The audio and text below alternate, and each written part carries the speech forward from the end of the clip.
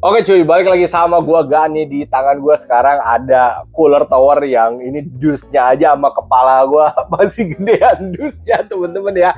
Ini adalah PC cooler RZ 820 display. Ini cooler baru banget launching teman-teman, baru banget rilis ya. Gue nyari di marketplace pun gue masih belum tahu ini harganya berapa. Tapi harusnya kalau kalian udah nonton video ini, kalian udah tahu sih ini harganya berapa. Nanti link-linknya akan gue drop di deskripsi. Kalau misalnya udah ada, kalian udah bisa klik tuh nanti di deskripsi atau di keranjang teman-teman ya. Ini sebenarnya ada versi yang non displaynya. Gue lihat sih yang 6 heat pipe itu di 1,5an, yang 8 heat pipe itu di 1,7an. Nah yang ini kalau gue lihat dia itu yang versi 6 heat pipe tapi ada displaynya. Tapi gue belum tahu juga nih ini benar 6 atau 8 nih, takutnya mata gue siwer ya. Oke, dan gak usah lama-lama ya guys. Di video kali ini kita akan buka, kita akan lihat isinya apa aja sih si cooler ini. Lalu kita akan jajal performanya sama kita lihat untuk displaynya ya. Ini kalau gue lihat tampilan displaynya sama seperti water cooling PC cooler yang waktu itu gue coba tuh, yang apa GT360 kalau nggak salah ya. Displaynya mirip-mirip dan ini cakep banget teman-teman harusnya ya. Dan nggak usah lama-lama, kita buka aja ya, langsung kita jajal. Oke teman-teman, ini coolernya udah gue keluarin dari dus ya. Isiannya kurang lebih seperti ini. Pertama ini ada user manual ya, cara masang untuk Intel, AMD dan kawan-kawannya. Ada di sini lah semuanya ya. Sama cara nyoloknya. Untuk fan-nya dia non ARGB ya, jadi colokannya PWM. Lalu ada colokan USB 2.0 untuk displaynya ya. Ini untuk PWM itu harus dicolok ya biar fan-nya muter. Untuk USB 2.0 nih itu juga harus dicolok biar nanti tampilan displaynya nyala. Kalau USB 2.0 yang kagak dicolok ya kagak nyala guys ya. Nanti setelah dicolok, setelah masuk Windows, ini di-scan dan di-download aplikasinya ya, si CPS Display. Untuk nampilin suhunya, indikatornya berapa derajat, terus juga nanti misalkan kalian mau ganti gambar itu bisa via aplikasi ya. Selanjutnya ada box yang panjang teman-teman. Ini isinya ada splitter, terus juga di sini ada pengait ya. Jadi sebenarnya untuk fan-nya ini dia itu udah daisy chain ya, udah cowok cewek. Tanpa splitter ini udah bisa ya, dan fan-nya juga udah nempel di coolernya. Tanpa pengait ini juga udah bisa. Jadi dua item ini tuh adalah spare tambahan ya. Kalau kalian mau nambah fan lagi di bagian belakang sini, ini masih bisa dikasih pengaitnya sama dikasih splitternya, itu jika kalian membutuhkan teman-teman ya. Oke, selanjutnya ini ada pasta ya. Lalu kita dikasih obeng ya. Kalau misalkan kalian nggak punya obeng panjang bisa dibantu atau bisa kebantu dengan adanya ini. Lalu ini ada baut untuk LGA 2011. Sama ini ada baut juga ini untuk ke bracketnya Intel atau AMD teman-teman ya. Oke, itu isi box panjang yang pertama. Selanjutnya ini box untuk Intel ya. Isinya ada backplate dan bracket Intel kalau misalkan kalian masang di Intel. Nah, yang satu lagi yang untuk AMD ya, AM4 atau AM5 ya, pakai yang ini. Bautnya tadi pakai yang ini teman-teman ya, mau Intel mau AMD sama aja. Jadi isian dus-dusnya kurang lebih seperti itu ya. Sekarang kita lihat lebih dekat ke coolernya ya. Tampilannya seperti ini dan ini gede banget teman-teman ya. Oke, nanti displaynya akan muncul di sini. Oke, untuk coolernya di sini tuh ternyata 8 heat pipe teman-teman ya. Gue kira tuh 6, ternyata 8 ya. 2, 4, 5, 6, 7, 8 heat pipe. Dan di sini udah ada pastanya. Oke. Tapi kalau misalkan kalian mau pakai pasta yang bawaan ini juga boleh aja, misalkan ini mau dihapus. Cuma sayang aja isinya kan sama ya. Jadi buat pertama masang mah langsung aja tempel. Ini juga udah cukup. Nanti pasti dia akan merata menyesuaikan ke prosesornya teman-teman ya, prosesor. Nah, untuk perkabelannya ya di sini. Untuk fan yang depan di sini ada kabel PWM pendek. Fan yang di tengahnya ada PWM dengan DC chain yang cowok ceweknya ya, atau sambungannya atau splitternya. Ini bisa dicolokin begini. Jadi yang ini nanti dicolokin ke CPU fan. Terus yang USB 2.0 ini ke motherboard. Bang, di motherboard saya USB 2.0-nya cuma ada satu. Ya kalian tinggal pilih mau dicolokin buat display atau buat USB 2.0 yang di casing. Sebenarnya ada yang jual splitter USB 2.0, cuman gue belum pernah coba apakah itu works atau tidak untuk solusi motherboardnya. Pin USB 2.0 cuma satu, tapi nanti mungkin akan gue coba teman-teman ya. Intinya dua colokan ini jangan lupa dicolok ya, biar berfungsi. Tuh. Ini gue lepas dulu guys ya. Nah, untuk masangnya bagian sini tuh bisa dilepas ya, karena ini magnet ya untuk si displaynya. Ya ada pinnya di sini, nanti masuk ke sini nih, pin yang ini nih. Nah, kalau kalian mau masang cooler ini, pertama kan sesuai manual kalian pasang dulu bracket-bracketannya. Habis itu kalian keluarin fan yang tengah ini teman-teman. Nah, kalian keluarin. Nah, di sini ada tulisan kayak warning gitu. Kalian harus pasangnya sesuai gitu, arah anginnya jangan sampai nanti masangnya kebalik gitu. Dan bentuk fan ini unik ya teman-teman ya, dia nggak full kotak tapi bagian bawahnya ada melingkar begini. Nah, jadi yang dipasang itu nanti ada dua baut tuh di tengah-tengah tuh ya. Makanya tadi kita dikasih semacam kunci L yang ujungnya obeng plus yang panjang ini ya untuk masang tuh, biar kita masangnya gampang. Kalau misalkan kalian kagak punya obeng panjang, ini disediakan gitu teman-teman. Oke guys, sebelum kita masang coolernya, di depan kita sekarang ada PC yang dimana nanti si cooler ini ya akan kita pasang di PC ini ya. Untuk speknya di sini ada Mobo B850, prosesornya Ryzen 5 7,5F, RAM-nya ini 2x16, ini VGA RTX 5060, ada NVMe 2 TB, sama ada power supply-nya ini 750 kalau nggak salah ya. Tapi kita lebih fokus ke prosesor ya. Di sini pakai Ryzen 5 7500F teman-teman. Nah, untuk prosesnya yang pertama kan tadi kita udah lakuin ya, ngelepasin bagian display dan mengeluarkan fan-nya teman-teman. Nextnya yang harus kita lakukan adalah pemasangan bracket-bracketannya untuk AM5 ya, karena ini kan motherboard soketnya AM5.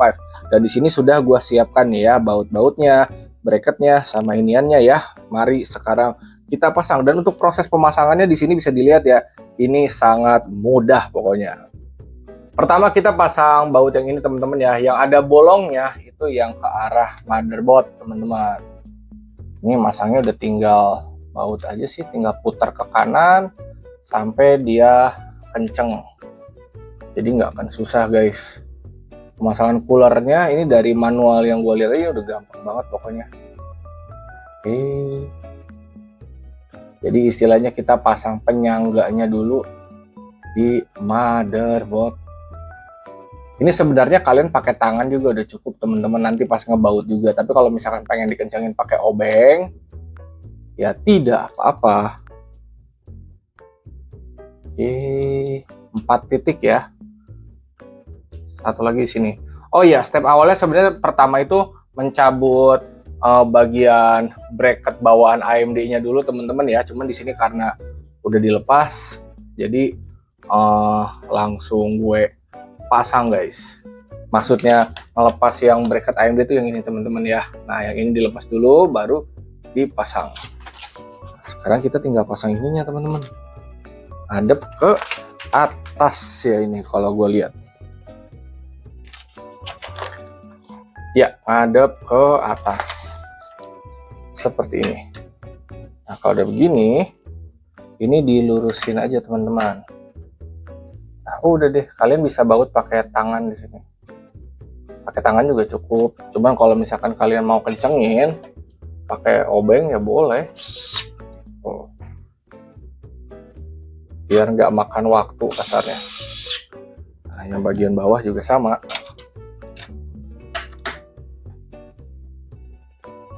Jadi pemasangan si bracket bawaannya tuh ini masih gampang, agak ada tuh susah-susah, masih easy peasy lemon squeezy. Cuman karena tangan gue gede guys ini. Sip. Nah sekarang kita tinggal pasang si heatsinknya. Nah ini dia heatsinknya ya teman-teman ya. Ini ada 2 baut, disesuaikan sama ini teman-teman. Nah karena di sini sudah ada pastanya, jadi saya tidak masang pasta lagi ya, karena yang 2 ini juga sudah lebih dari cukup.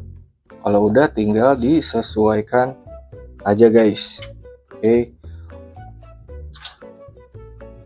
Oke guys, ternyata RAM gua ketinggian guys. Jadi kalau pakai RAM yang ketinggian ini agak mentok teman-teman ya. Ini harus gua ganti pakai RAM yang kecil teman-teman. Jadi kalau kalian rakit pakai cooler ini, pastikan RAM kalian tidak tinggi, karena kalau tinggi nggak bisa masuk. Jadi harus cari yang pendek, karena nanti area sininya nanti takutnya mentok sama RAM. Oke, nah ini udah fit nih kalau udah begini nih. Awas kabel USB 2 nya. Kalau udah tinggal kita baut teman-teman ya. Boleh pakai obeng L yang tadi yang kita udah dapat, atau kalau misalnya kalian udah ada lagi boleh pakai yang lain. Kebetulan obeng gue masuk ke sini guys. Nah, pokoknya kalian tinggal tekenin aja ya sampai dia nggak bisa keputar lagi, karena kalau misalnya udah kayak gini berarti ini udah cukup. Oke, nextnya adalah kita masukin fan iniannya, yang fan tengahnya teman-teman ya. Oke, ini gua akan jauhin sedikit. Nah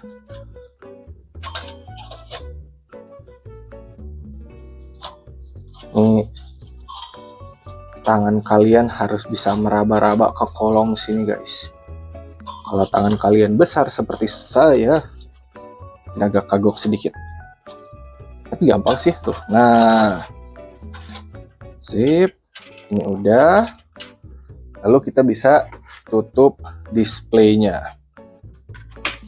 Setelah ini teman-teman jangan lupa guys, dari depan kan dia ada fan juga, ini dipasang lagi sama nanti USB 2.0 nya ke motherboard, yang PWM-nya ke CPU fan yang di motherboard di atas sini, yang USB 2 nya ke bagian bawah sini ada USB 2.0. Bentar gue colokin dulu. Nah guys, ini udah gue colokin ya. Jadi nanti dari fan ya, kan ada 2 fan, ada 2 PWM yang disatuin pakai splitter, colokinnya ke motherboardnya di atas sini. Ada CPU fan di sini. Lalu yang USB 2-nya gue keluarin tuh ke belakang, turun di bawah, colokin di sini nih di USB 2.0. Jadi untuk pemasangan cooler ini tuh sebenarnya sangat gampang teman-teman. Masang bracketnya gampang, masang coolernya gampang ya, nyolok-nyolok kabelnya juga gampang ya. Tapi mungkin kalau tangan kalian gede kayak gue, terus harus nyelip-nyelipin kayak gini, ya mungkin ada effort sedikit, tapi ya nggak masalah, itu juga masih gampang. Oke, sekarang mari kita nyalain PC-nya. Sudah gue colokin ke listrik, langsung aja kita nyalain PC-nya. Bismillahirrahmanirrahim, menyala. Nah ini dia PC-nya sudah nyala ya.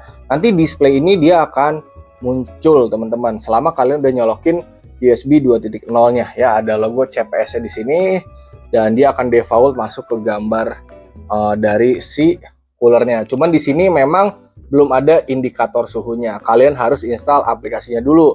Dan gua karena sebelumnya gua pakai PC cooler GT360 yang water cooling di sini, yang display aplikasinya jadi udah keinstall teman-teman. Jadi nanti dia akan muncul di sini untuk indikator suhunya. Cuman nanti akan gua kasih tahu cara download aplikasinya sama installnya gimana.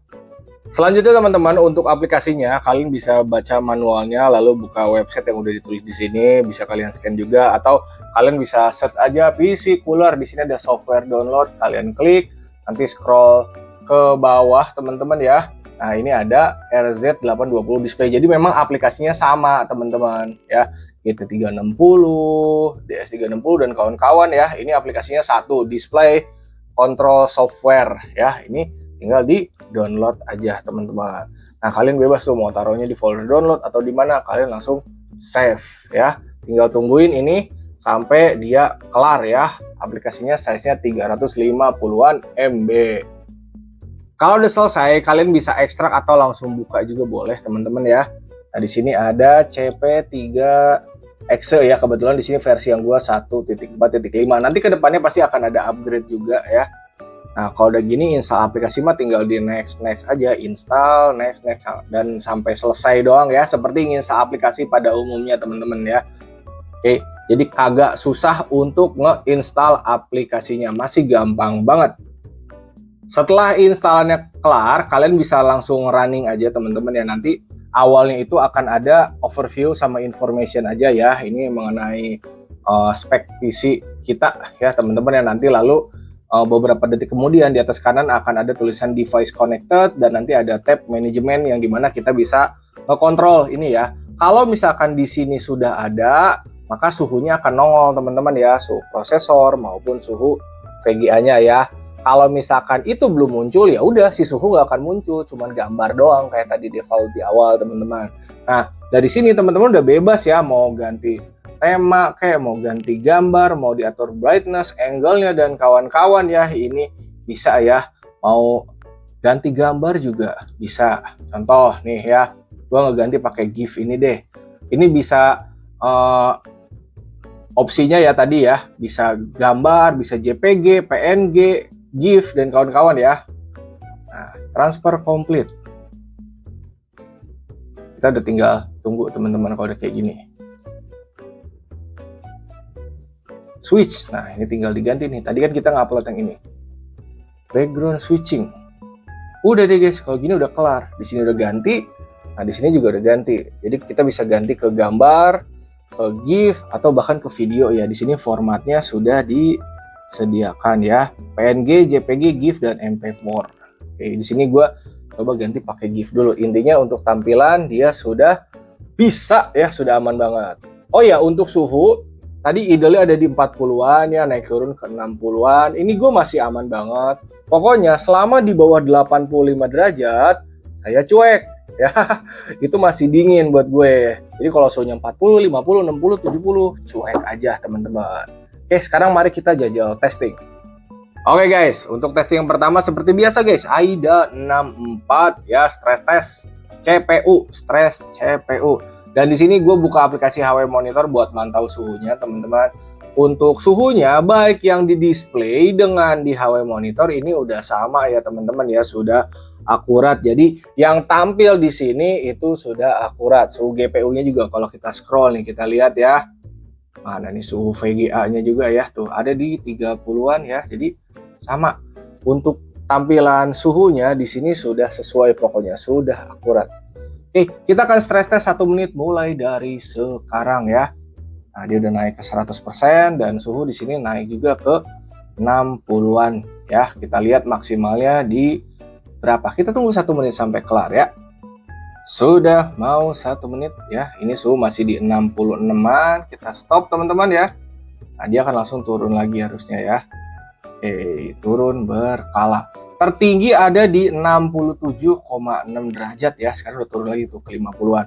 Balik lagi teman-teman, selama dia di bawah 85 derajat, saya cuek. Jadi ini sudah mantap untuk stress testnya.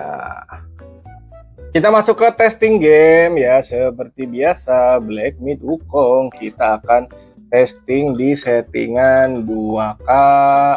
Ininya ray tracingnya very high, sisanya presetnya cinematic ya. Ini udah di atas ultra ya. Dan kalau kalian nanya ini fan-nya silent atau enggak, jujur aja guys, silent di telinga gua mah, jadi kagak berisik-berisik sih, walaupun fan-nya ada 2. Jadi masih aman-aman aja ya. Tapi balik lagi kalau ngomongin silent atau enggak mah tergantung dari telinga kalian ya. Jujur buat gua ini sama sekali kagak berisik sih, masih fine aja di telinga gua, aman banget pokoknya. Oke, kita langsung benchmark aja ya Wukongnya.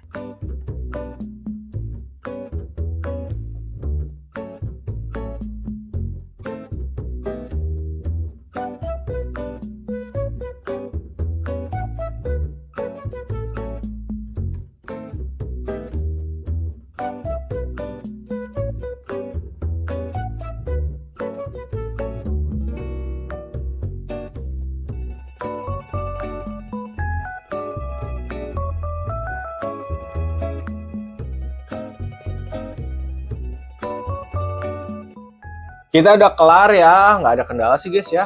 Ya tadi suhu gue lihat ada di 60-an terus. Oke, dan untuk aplikasi HW Monitor tadi gue belum close teman-teman ya. Jadi mari kita lihat apakah suhu tertingginya nyampe 70-an atau enggak ya untuk prosesornya. Sepenglihatan mata gue sih enggak soalnya ya. Oke. Nah, di sini tertinggi ada di 68,5 teman-teman ya. Jadi masih di bawah 70 dan masih di bawah 85 jauh. Jadi cuek. Oke guys, gue akan testing satu game lagi yaitu Shadow of the Tomb Raider karena di game ini terkadang suhu prosesor suka ngelonjak tinggi entah kenapa guys ya. Oke, untuk settingannya sama ya guys, ini 2K mentok ya. Karena memang untuk game ini mentoknya di highest teman-teman ya. Kita udah mentokin dan langsung aja kita jajal benchmarknya.